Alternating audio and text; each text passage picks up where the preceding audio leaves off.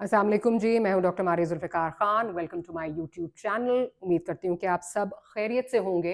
तो गुफ्तगू का आगाज़ जी आज की ऑफ कोर्स सबसे बड़ी खबर जो है वो जो एक सीज़ फायर प्लान गज़ा के हवाले से प्रेसिडेंट डोनाल्ड ट्रंप ने दिया है वो है। उस पर डिस्कशन करनी है और साथ ही साथ भारत के लिए कुछ अच्छी खबरें नहीं आ रही हैं। उनकी डिप्लोमेटिक आइसोलेशन जो है वो बढ़ती जा रही है। अच्छा जी, अब शुरू करते हैं जी। आपको मैंने पिछले कई दिनों से बता रही थी कि 29 सितंबर जो है वो डी डे है, जबकि बड़ी इंपॉर्टेंट मीटिंग जो है वो एक होनी थी व्हाइट हाउस में डोनाल्ड ट्रंप की और नेतन्याहू की, जिसके बाद बहुत अहम फैसले ऑफ कोर्स स्पेसिफिकली गज़ा के हवाले से जंग के हवाले से बड़े अहम फैसले जो हैं मुतवक्के थे। तो कल वो मीटिंग हो गई, जिसके बाद दोनों लीडर्स ने जो है वो एक प्रेस कॉन्फ्रेंस को जो है वो एड्रेस किया, जिसमें ट्रंप साहब गालिबन कोई 30 मिनट के लिए बोले और उसके बाद उन्होंने रुख किया नेतन्याहू की तरफ कि जी अब आप कुछ बोलें। तो उन्होंने सिर्फ ये कहा, जी I support your plan to end the war in Gaza which achieves our war aims. इसके बाद कोई क्वेश्चन आंसर सेशन नहीं हुआ। साथ ही साथ ट्रंप ने यह भी कह दिया कि अगर फ़लस्तीनी तंजीम जो है वो इस डील को जो है वो रिजेक्ट करती है, बीबी, अब बीबी जो नेतन्याहू है उनका पेट नेम है, तो तुम्हारे पास हमारी फुल सपोर्ट होगी वो करने के लिए जो तुम चाहते हो। अच्छा जी, ट्रंप ने यह भी कहा कि नेतन्याहू जो हैं वो अपनी पैलेस्टीनियन स्टेट के हवाले से जो अपोजिशन है उसमें बड़े क्लियर हैं। उन्होंने क्लियरली जो है वो बता दिया है कि वो पैलेस्टीनियन स्टेट को एक्सेप्ट नहीं करते। तो मेरे नज़दीक तो ये दो जो चीज़ें हैं ये एक स्पॉइलर अलर्ट हैं। स्पॉइलर इसलिए कि जी एक तरफ आप जो वो तंजीम है, फ़लस्तीनी तंजीम है, उसको बेसिकली आप ये कह रहे हैं कि जी माई वे और द हाईवे, या आप इसको एक्सेप्ट करें या फिर आप खून रेजी और बमबारी के लिए जो है वो तैयार हो जाएं। दूसरी बात यह है कि जो ये बात हो रही है कि जी फ़लस्तीनी स्टेट को नेतन्याहू एक्सेप्ट नहीं करते, तो ये तो हम सबको पता है कि उनके अज़ाइम क्या हैं। तो ये तो ऐसे लग रहा है कि जैसे कोई चीज़ किसी चीज़ का इंतज़ार हो रहा है, नेतन्याहू या खुद कुछ करेंगे या किसी चीज़ का इंतज़ार करेंगे या किसी एक अंडरस्टैंडिंग कुछ ऐसा हो जाएगा जिससे ये फ़लस्तीनी स्टेट का जो ख्वाब है ये ताबीर होता नज़र नहीं आएगा। अच्छा जी, उसके बाद जो 20 पॉइंट्स हैं उनकी अगर बात करें, जो 20 पॉइंट एजेंडा है, जो कि पहले तो आपको ये बता दें कि ट्रंप के सन इन लॉ जो जैरेड कुशनर है उनके दामाद, उन्होंने और former prime minister British prime minister Tony Blair ने बनाया है। जी ये वही बदनाम ज़माना टोनी ब्लेयर हैं जिन्होंने अमेरिका की जो इराक में जंग है, इराक को जो तबाह करने की जंग थी, उसमें जो है वो एक कलीदी किरदार अदा किया और उसके बाद आके माफ़ी मांग ली कि जी मुझे जो इंटेलिजेंस दी गई थी वेपन्स ऑफ मास डिस्ट्रक्शन के हवाले से वो वहाँ पे नहीं थे। खैर ये वो बदनाम ज़माना टोनी ब्लेयर हैं जिन्होंने ये 20 पॉइंट्स जो हैं वो बनाए हैं।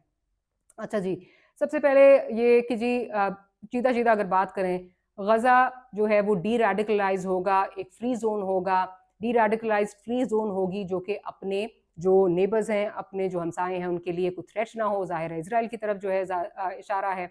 उसके बाद गज़ा की रीडेवलपमेंट की बात की गई है। साथ ही साथ ये कहा गया है कि अगर दोनों साइड्स इस एग्रीमेंट पे एग्री करती हैं तो जो इज़राइली फ़ोर्सेस हैं वो फ़ौरन जो है वो विथड्रॉ करेंगी और फिर Israeli forces will withdraw to the agreed upon timeline for the hostage release. And during this time, जब ये इंटरिम टाइम में जो है मिलिट्री ऑपरेशंस जिसमें एरियल और जो आर्टिलरी बम्बार्डमेंट है वो सस्पेंड कर दी जाएगी। फिर ये कि with in 72 hours of Israel publicly accepting this agreement, जितने जो हॉस्टेजेस हैं अलाइव और जो मर चुके हैं उनको वापस कर दिया जाएगा। अब ये माइंड यू ये बात हो रही है, पहले जो बात हो रही है ये हो रही है जो इजरायली हॉस्टेजेस हैं, जिसके बारे में ट्रंप साहब जो हैं वो बड़ा स्ट्रांगली फील करते हैं। उनको गज़ा के जो 70,000 लोग हैं वो याद नहीं आते, लेकिन इनके बारे में बड़ा स्ट्रांगली वो फील करते हैं। फिर साथ ये कहा गया कि जब इजरायली हॉस्टेजेस रिलीज हो जाएंगे तो वो 250 प्रिजनर्स जो लाइफ सेंटेंस सर्व कर रहे हैं इजरायली जेल्स में, और जो 1700 गजन्स हैं जो 7 अक्टूबर के बाद जिनको डिटेन किया हुआ है, और वो 15 लोग जो शहीद हो चुके हैं उनको रिलीज कर दिया जाएगा। अब आपको ये बताते चलें, इजरायली प्रिजन्स में गालिबन कोई तकरीबन 10,500 जो हैं वो गजन्स जो हैं उनको अरेस्ट किया हुआ है, और उनमें से ये तादाद ये बता रहे हैं कि 250 ये जो कि लाइफ सेंटेंस प्रिजन्स हैं, 1700 जो 7 अक्टूबर के बाद जो हैं वो अरेस्ट हुए थे। अच्छा जी, फिर जब ये बात करें कि सारे हॉस्टेजेस जो हैं वो रिलीज़ हो जाएंगे, तो फिर उसके बाद ये कह रहे हैं कि once all hostages are released जो फ़लस्तीनी तंजीम है उसके मेंबर्स को ये कमिटमेंट देनी पड़ेगी कि वो पीसफुल कोएग्जिस्टेंस के लिए रेडी हैं, वो अपने वेपन्स जो हैं उनको डीकमीशन करेंगे, ये पॉइंट है। साथ ही साथ ये भी कहा गया है कि जी जो ये बहुत इंपॉर्टेंट है, मेरा ख्याल है जो इस वक्त इस पूरे 20 नुकात में जो सबसे इम्पॉर्टेंट इमीडिएट जो जिसको कहा जाए कि अगर गेन है, अगर ये हो जाता है, वो नंबर 7 है कि अगर ये एग्रीमेंट जो है दोनों साइड एक्सेप्ट कर लेती हैं, तो उसके बाद जो एड है उसको गज़ा में जो है वो जाने की जो है वो इजाज़त दी जाएगी, जिसमें जो है ये कहा जा रहा है कि हॉस्पिटल्स की रीबिल्डिंग भी होगी, बेकरीज हॉस्पिटल्स रीबिल्डिंग होगी, इंफ्रास्ट्रक्चर की जो है वो रीबिल्डिंग होगी। ऑब्वियसली एड जो है वो जो एंटर होने की इजाज़त दी जाएगी, लेकिन उस एड में दोनों साइडों का यानी इजराइल और जो फ़लस्तीनी है, दोनों साइड्स का इसमें कोई जो है वो इंटरफेरेंस नहीं होगी। यूएन और उसकी एजेंसीज और रेड क्रेसेंट जो है वो ये डिस्ट्रीब्यूशन करेगी। उसके बाद साथ साथ ये कहा जा रहा है कि जी गज़ा जो है वो एक टेम्पररी ट्रांजिशनल गवर्नेंस जो है उसके अंडर होगी, जिसको जो है वो जिसकी जो गवर्निंग बॉडी है, बोर्ड ऑफ पीस जिसको कहा जा रहा है, वो अमेरिका के जो प्रेसिडेंट हैं डोनाल्ड ट्रंप वो उसको हेड करेंगे, और साथ ही साथ इसमें जो टोनी ब्लेयर हैं उनका एक बड़ा कलीदी किरदार होगा। इसमें जो फ़लस्तीनी उन्होंने इंक्लूड किए हैं, फ़लस्तीनी इसमें वो हैं जो कि एपॉलिटिकल फ़लस्तीनी हैं, और इसमें ये कहा गया है this body will call on best international standards to create a modern and efficient governance that serves the people of Gaza and is conducive to attracting investment. अब सवाल ये है कि ये बॉडी जो एक सुपरा बॉडी है फ़लस्तीनियों के ऊपर, वो फ़लस्तीनी जो एपॉलिटिकल हैं उनके ऊपर ये बॉडी अगर आएगी, तो क्या ये एक वाइट कॉलोनी, क्या ये एक सफ़ेद फार्म कॉलोनी जो है वो बनने जा रही है गज़ा? बिलखसूस टोनी ब्लेयर का जब अगर आप देखें, और फिर आप देखें जो इंटरेस्ट हैं डोनाल्ड ट्रंप के, वो ज़्यादा तो मैच करते हैं इजराइल के साथ। तो क्या सवाल ये है कि क्या कोई ये सफ़ेद फार्म कॉलोनी बनने जा रही है? साथ ही साथ ये बड़ा इंपॉर्टेंट है जी, ज़रा ये देखें, Trump economic development plan to rebuild and energize Gaza will be created by convening a panel of experts who have helped birth some of the most thriving miracle cities in the Middle East. अच्छा जी, इसमें अब ये जो बार बार कहा जा रहा था कि ये वो पॉइंट है जिसमें डोनाल्ड ट्रंप अपनी कंपनीज, अपनी मंजूर नज़र कंपनीज, क्योंकि जाहिर है एक वो बहुत बड़ा जो है वो उनका कंस्ट्रक्शन का नेटवर्क है, रियल एस्टेट जो है मोगल हैं वो, तो वो सारी कंपनीज को वो वहां पर लाएंगे, जिसमें ऑब्वियसली अपना फायदा वो देख रहे हैं। ये वो सारी रीबिल्डिंग के लिए, गजा की रीबिल्डिंग के लिए जो है उनकी अपनी कंपनीज जो है वो आएंगी। आपको पता है पहले भी उनका ये प्लान था कि किसी तरह जो है वो गजा के लोगों को निकाल दिया जाए और यहाँ पे हम कोई रिजॉर्ट जो है वो बनाएं। अच्छा जी, तो ये यहाँ पे उनके अपने इंटरेस्ट कहाँ आ रहे हैं। उसके बाद जी इसके जो ये बात की जा रही है कि जी जो फ़लस्तीनी तंजीम है उसका कोई इसमें गज़ा की जो गवर्नेंस है इसमें कोई उनका रोल नहीं होगा।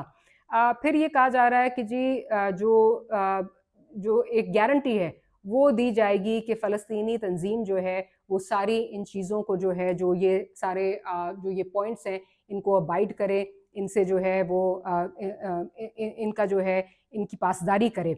साथ ही साथ जो बात की जा रही है एक इंटरनेशनल स्टेबलाइजेशन फोर्स की, इसकी माजी में हमने आपको बहुत दफ़ा बताया, जिसके बारे में अरब इस्लामिक लीडर से जब मुलाकात हुई थी तो ये ट्रंप ने कहा था कि एक तो फाइनेंशियल रीबिल्डिंग में अरब इस्लामिक ममालिक जो है वो अपना किरदार अदा करें, साथ ही साथ एक फ़ोर्स जो है वो बनाए जिसमें जो है वो गज़ा को जो है जो प्रोटेक्शन फोर्स हो, कि जब IDF वहाँ से निकल जाती है तो बेसिकली IDF से कंट्रोल लेके इस तंजीम को जो है वो दे दिया जाए।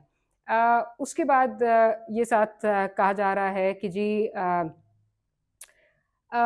ये जो मैंने आपको कई दिनों से मैं आपसे कह रही हूँ कि ये सोचना होगा कि क्या अनाउंसमेंट निकलती है 29 को। Israel will not occupy or annex Gaza. As the ISF establishes control and stability, the Israel Defense Force will withdraw based on standards, milestones, and timeframes linked to demilitarization that will be agreed upon between the IDF, ISF, the guarantors, and the United States, with the objectives of a secure Gaza that no longer poses a threat to Egypt or its citizens. Practically, the IDF will progressively hands over the Gaza territory it occupies to the ISF according to an agreement they will make with the transitional authority until they are withdrawn completely from Gaza, save for a security perimeter presence that will remain until Gaza is properly secure from any resurgent terror threat. अच्छा जी, गजा की annexation की बात की उन्होंने, लेकिन आपको याद है मैंने आपको बार बार कहा है मगरबी पट्टी की तरफ जो है वो नहीं आ रहे। मगरबी पट्टी जहां पे इस वक्त इजराइल अपनी नजरें टिका के बैठा, और मैंने आपसे कहा था कि ये ट्रंप से जो है वो इजाजत लेने जा रहा है कि हमें मगरबी पट्टी को जो है 60% जो है मुझे वो टेक ओवर करने दो, कंप्लीट या पार्शल एनेक्सेशन। इसमें गजा की एनेक्सेशन की बात है तो मेरे तो कान जो है वो बहुत खड़े हो रहे हैं कि जी गजा की बात है, मगरबी पट्टी की बात यहाँ पे क्यों नहीं कैटेगोरिकल की गई। हालांकि ट्रंप लफाजी की हद तक तो जो है वो ये कहते रहे I will not allow it, I will not allow it, लेकिन इसमें क्यों नहीं है? इसमें ये चीज मुझे तो कम अज कम व्यूअर्स बहुत ज्यादा जो है खटक रही है। इसमें मुझे दाल में कुछ काला जो है वो नजर आता है। उसके बाद जी ये बात जो है वो आगे जो है वो यही है कि जी इजराइल और फ़लस्तीन के दरमियान जो है वो एक डायलॉग का जो है वो फैसिलिटेट करेगा अमेरिका। ये वो सीधा पॉइंट्स हैं। अब सवाल ये है कि कितना एक्सेप्टेबल है, 2-3 इंपॉर्टेंट जो सवाल हैं, कितना एक्सेप्टेबल होगा ये उस फ़लस्तीनी तंजीम को जिसको बेसिकली माई वे और द हाईवे की चॉइस जो है वो दी गई है। उसके बाद जो सबसे इम्पॉर्टेंट मेरे लिए चीज़ है, क्यों इसमें जिक्र वेस्ट बैंक का नहीं किया गया, और स्पेशली जो ये बात की जा रही है कि जी जब ट्रंप बात ये करते हैं कि जी वो मगरबी लीडर्स जिन्होंने बड़ी फूलिशली जो है वो रिकग्निशन पैलेस्टाइन की जो है वो एक्सेप्ट कर ली है। एक तरफ आप ये बात करते हैं, दूसरी तरफ आप जो है वो ये कहते हैं कि नेतन्याहू कह रहा है कि किसी फ़लस्तीनी स्टेट को वो एक्सेप्ट नहीं करता। तो इससे मुझे तो कोई ज़्यादा जो है इनके अज़ाइम जो हैं वो पाक नज़र नहीं आते। मतलब मुझे नज़र आ रहा है कि इनके अज़ाइम क्या हैं। तो ये तो जो है ये पॉइंट्स थे जो दिए गए हैं सीज़ फायर के लिए। अब लेट्स सी कि ये फ़लस्तीनी तंजीम इसको किस तरह एक्सेप्ट करती है नहीं करती। इससे पहले आपको याद होगा हमने आपको बताया था कि कतर की ये डिमांड है कि नेतन्याहू जो है वो माफ़ी मांगे। तो नेतन्याहू ने इस प्रेस कॉन्फ्रेंस से पहले जिसमें ये निकात जो हैं जिनका बताया गया 20 पॉइंट एजेंडा जो है जिनका तस्करा किया गया, उससे पहले उन्होंने कतर के जो प्राइम मिनिस्टर हैं उनसे माफ़ी मांगी। उनसे कहा जी हम आपके कतरी नेशनल को जो है वो नहीं टारगेट कर रहे थे, हम फ़लस्तीनी तंजीम को टारगेट कर रहे थे। आपकी सॉवरेंटी को जो है वो हमारा ब्रीच करना हमारा मकसद नहीं था और आइंदा होगी भी नहीं।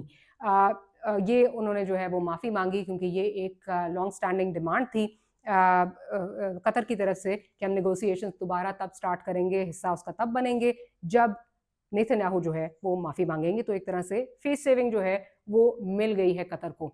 अब अगली जो कहानी जो हमने आपसे डिस्कस करनी है वो ये है कि भारत की जिस तरह हमने कहा डिप्लोमेटिक आइसोलेशन जो है वो बढ़ती जा रही है।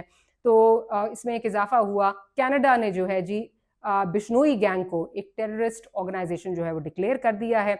ये आप जानते हैं ये गैंग जो है वो भारत में भत्ताखोरी और कत्ल गारत में जो है वो उसके लिए बहुत मशहूर है। सिद्धू मूसेवाला हो, एनसीपी लीडर बाबा सिद्दीक हो, या उसके बाद सलमान खान को जो डेथ थ्रेट्स जो बॉलीवुड एक्टर हैं सलमान खान को जो डेथ थ्रेट्स आ रही हैं वो इस बिश्नोई गैंग की तरफ से ही आ रही हैं। तो जो रॉयल कनेडियन माउंटेड पुलिस है उसने पर्टिकुलरली, ये बड़ी इंपॉर्टेंट चीज़ है जी, उन्होंने ये कहा है कि इस ग्रुप की जो है इस ग्रुप को भारतीय गवर्नमेंट की जो है वो पुष्ट पनाही जो है वो हासिल थी इन killing Khalistani plus Canadian leader, हमारा जो कनेडियन सिटीजन था हरदीप सिंह निज्जर, आपको याद है उनको वैंकूवर में गोली मार के जो है वो कत्ल कर दिया गया था। वो एक कनेडियन सिटीजन थे और खालिस्तानी लीडर थे। तो उसमें कनेडियन गवर्नमेंट ये कह रही है कि भारतीय हुकूमत की पुष्ट बनाई थी बिश्नोई गैंग को ये मर्डर कैरी आउट करने में। और ये 2023 में आपको पता है कि ये इनको जो है वो कत्ल किया गया था और उसके बाद से बहुत ताल्लुकात जो हैं वो भारत के और कनाडा के ख़राब थे। डिप्लोमेटिकली बहुत इनमें तलखियाँ जो हैं वो आ गई थी। तो अब इसमें एक एडिशन हो गई है कि जी ये जो गैंग है इसको एक टेररिस्ट ऑर्गेनाइजेशन डिक्लेयर कर दिया गया है। ये थे जी आज की खबरें। कल आपके और मज़ीद चीज़ें जो हम डिस्कस करेंगे अगर जो इसमें डेवलपमेंट्स होती हैं, बिलखुसूस जो सीज़ फायर जो प्लान है उसमें अगर डेवलपमेंट्स होती हैं, बहुत सारी चीज़ें जो है आपको बतानी है। इस हवाले से कौन कौन लोग हैं जो है कलीदी किरदार इसमें अदा कर सकते हैं फ़लस्तीन की तरफ से और कितना एक्सेप्टेबल होता है फ़लस्तीनी तंजीम को। Will keep you posted. Thank you for watching. और अगर आपको ये वीडियो अच्छी लगी हो तो डू लाइक एंड सब्सक्राइब और that's all for tonight, will see you tomorrow.